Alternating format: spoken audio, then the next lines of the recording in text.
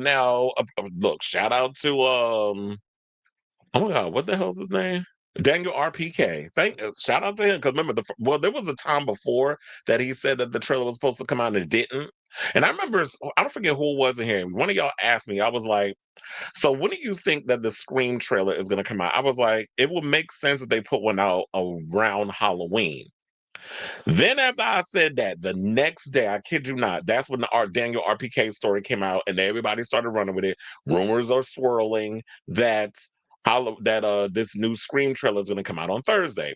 So I was like, I ain't really want to talk about it. I was like, okay, we'll just see. Because before he said what he said, it didn't turn out to be true. But I said, look, it's almost November. November is literally on Saturday. It makes sense if they would drop a trailer for Scream right around now. Like, I don't understand what y'all holding on to, especially because February is not that far behind. It's like what, 3, 4 months away. So, and it's the first week of February when this movie comes out. So it makes sense that y'all will put it out now. And of course, lo and behold, I wake up this morning and I start seeing I saw Mike from We Watched the Movie put out a Scream 7 reaction video. I'm like, so it was true. They did put the video out. And then I was like, let me just Google schmoogle. So I went on my phone, Google, and I was like, where's the trailer? Saw the trailer, pulled it up. I was hesitating. I was like, do I want to watch this now? Or do I want to like give myself a moment to get up and like really get into the trailer? So lo and behold, I gave myself like a good 5 to 10 minutes, watched the trailer, loved everything I saw in it. So let's get into some things. So yeah, finally the trailers come out. We've been waiting long enough. The trailer looks good. I like the fact that we got a lot of chase. It looks like we got a lot of chase sequences in the trailer. And what I also like about this trailer is the fact that it looks like we're getting back to the basics of the first three movies where it was a lot of chase sequences. Because one of the things that we love about, well, I'll say for me, what I, as a Scream fan, love is the fact that we have so many chase sequences and things that was in those movies. The iconic chase scene, of course, in Scream 2 when Gail was being chased in the theater and that whole thing with her and Dewey, like I love that sequence. So there's always been a lot of iconic chase sequences. One of the other things that I loved about the trailer is the fact that when Sydney and her daughter got into the panic room, I was like, yeah, she definitely gives me like somebody would have a house and have a panic room in it. Didn't that remind y'all of didn't it feel like a callback to Scream 3 when Jennifer Jolie was in that little panic room type or was behind the glass in the closet, whatever, and she was banging on the thing and trying to get out and Ghostface was stabbing her and everything and Dewey's shooting up the thing, and then by the time she got through the glass, she was dead. Like that's what it reminded me of, and I like that whole panic room sequence. So I was like, okay, now we got Sydney Prescott in survival mom mode, and given very much like she's one of those doomsday prepper types. Like that's what she was giving me up in, and I just love to see like she's got this, like she is like one of the badass final girls of my generation. So I'm excited for it. So now the synopsis, because we wonder what the hell is this movie going to be about. They basically said when a new Ghostface killer emerges in the quiet town where Sidney Prescott, played by Neve Campbell, has built a new life, her darkest fears are realized as her daughter, played by Isabel May, becomes the next target. Determined to protect her family, Sidney must face the horrors of her past and put the end to the bloodshed once and for all. Another thing that was a spoiler, and I knew about it, was the fact of the opening, which they're saying like the opening of the trailer, which the rumor is that is the opening sequence to the movie, where you see a couple go to Stumacher's house, which is an Airbnb. And I've heard that the actual Stumacher house in real life, it is an Airbnb where fans can go and spend the night in that house and all that other stuff. So they just took like a real life situation and actually put it in this thing. You know how meta the franchise likes to get. So then we see this sequence of like they said like there was like this robotic that thing that moves like by facial whatever, like you wave into it, move around with it, it moves along with you or whatever. So like it's controlled or whatever, remote control, I guess. And there was like a ghost face, and of course the real ghost face pops up. This was the rumor that I was hearing about weeks ago that was included in this film. I don't know if they said it was ever going to be a part of the trailer or the trailer breakdown, what we was going to expect in it, but I remember hearing that. And then we see like the sequence of the girl. I don't know her name or whatever, but the young actress actress who was playing the girlfriend, and she's like hanging off the chandelier and all this stuff. Like I was like those cool chase sequences, chase her around the house, and then she goes. It looks like she's about to fall on her death. He falls over the thing, and then he turns up and has the knife, and she falls. I was like, okay, like I'm already locked in with that. Although people want to get specific, like, well, if she falls on top of him with the body weight, won't he die? I'm like, it's a fucking horror movie, and people just stop like really trying to put real life stuff in an actual movie. Because if y'all can sit up here and believe that Stu Macher is alive when he got a big fat back TV put on his face, which you wouldn't have much of a TV, like, because you know how heavy those TVs were back in the day. Shit was not light, not like a lot of these flat screens that we got today. So if y'all could believe that stupid theory, then anything is possible. Now, speaking of which, do I think Stu, and they never showed the boyfriend's murdered, but then they also showed the house gets burned down, which I did hear was going to be in the thing too. It was also good to see Chad and Mindy. I do hope that they explain what happened, and Gail. I do hope that they uh let us know what happened to the Carpenter sisters.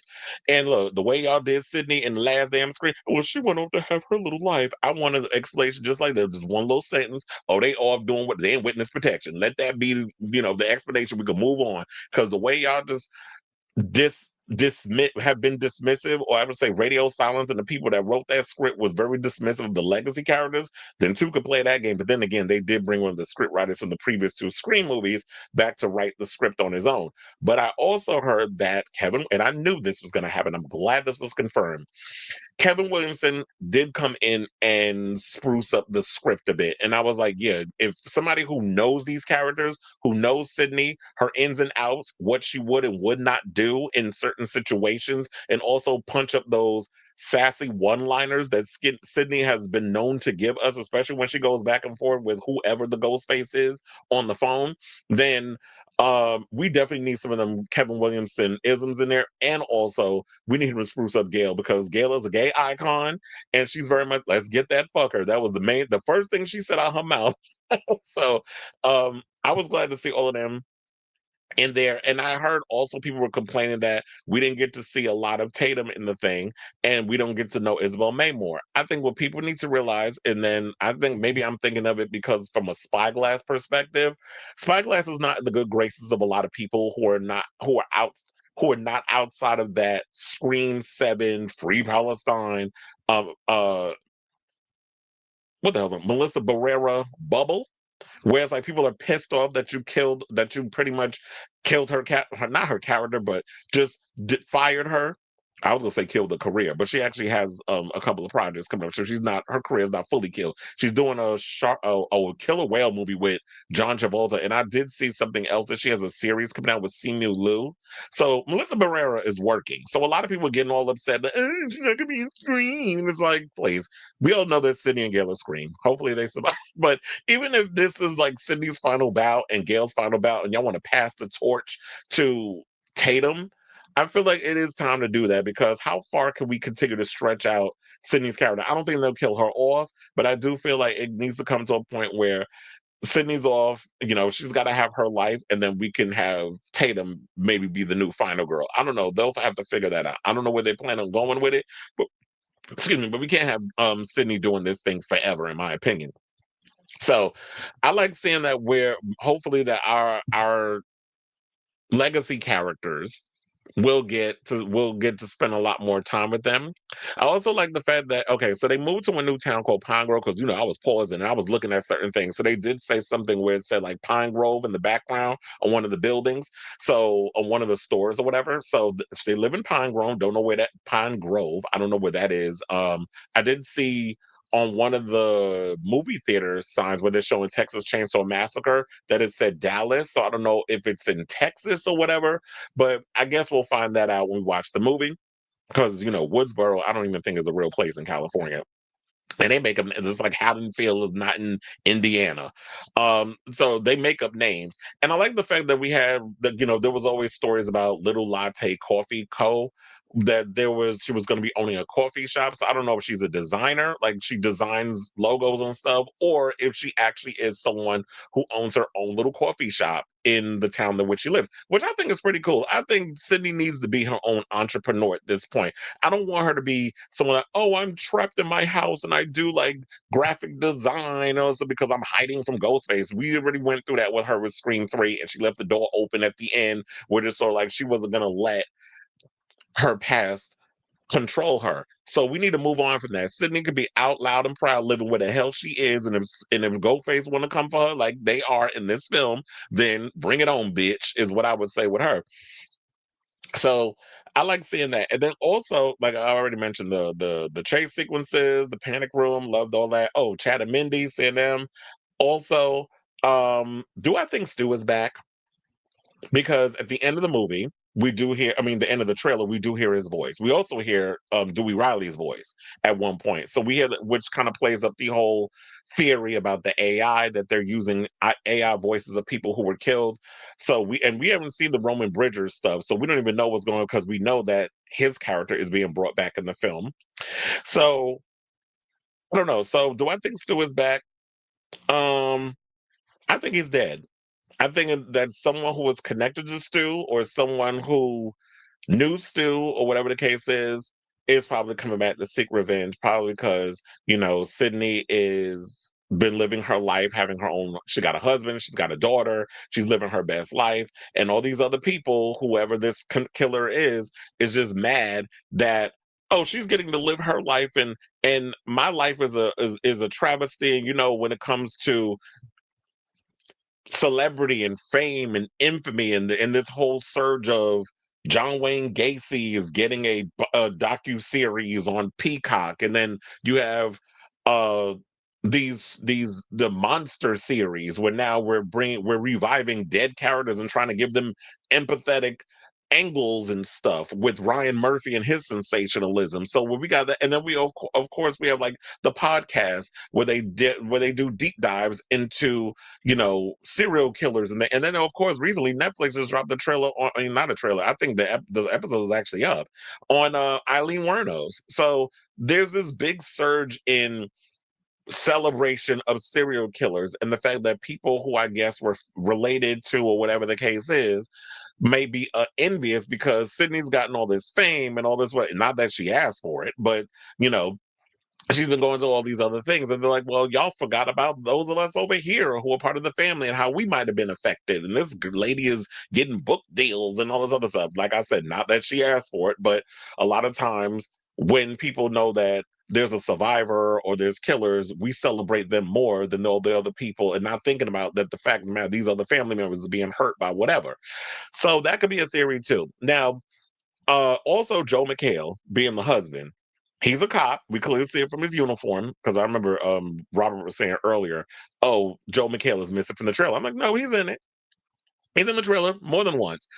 They show like him in the background where it's a little blurred when Sydney's looking over, and then he's in the background blurred. Then he's looking at something, and then Ghostface jumps on him with like this plastic tarp or whatever and starts stabbing him. I'm like, why are we showing his death in the trailer? Allegedly. I mean, who knows? Maybe he survives during that sequence. But you're literally showing Ghostface attacking him with a knife while he's covered in plastic in the trailer. Why are we spoiling murders? So I understand you want to get butts and seats, you want to get people excited, and that was the thing that I was worried about before when we started hearing all these reports coming out of who's going to be in the movie and this latest casting and that later casting. It's like, why are we putting all this in the movie? And you know, you're just spoiling a lot of stuff. We didn't see Marcus Suelos. We didn't see Ethan Embry. We didn't see a lot of the characters in there. So I do wonder when we start seeing these people who are these characters, and also Anna Camp, because I love me some Anna Camp.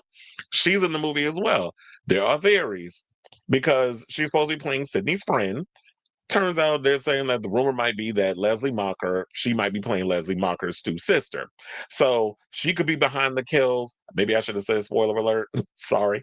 But these are all theories that's been running around that with this thing. We don't necessarily know what the overall the twist and the theory and everything. And what if also shout out to Mike because I'm gonna give him this credit. He said that during his live stream that somebody brought in, what if they're not even trying to, what if it actually is Stu and they're not even trying to hide the fact that he's, who the killer is, that they're just putting it out there on Jump Street. Well, I'm like, if that, I was thinking if that was the case, y'all could have just unmasked him in the thing.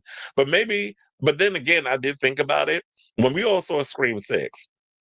One of the things I did like about that movie, and there was many of things I did not like, but one of the things I did like about that movie was in the opening sequence after Samara Weaving's character is stabbed up in that alley and the killer takes off the mask and reveals who he is. I was like, that would be a great way to start a Scream franchise for one. It's like, let's reveal the killer in the beginning, get that out of the way.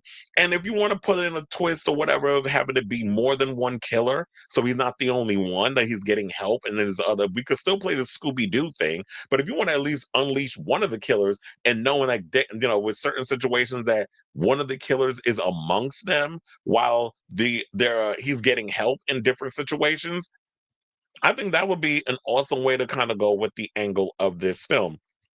So overall, I will say this: I'm excited to see what I've seen so far. I'm looking forward to getting to know Tatum's character. I know, like I said before, some people were upset with the fact that we got less of her in the trailer, except that she's doing reactionary scenes and Sydney was front and center. You have to realize Neve Campbell has been a part of this franchise since the what is 96. It's been 30, it'll be 30 years next year that she has been a part of playing this character. 3 decades of playing a woman surviving a damn serial killer. Many of them. It's killers, I should say. And so when she's been sidelined in the previous two movies, didn't even come back in the last one because of financial negotiations going awry.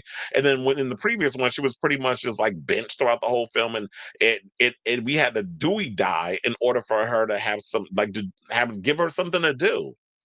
So it makes sense from a marketing perspective to make her the main attraction in the first trailer.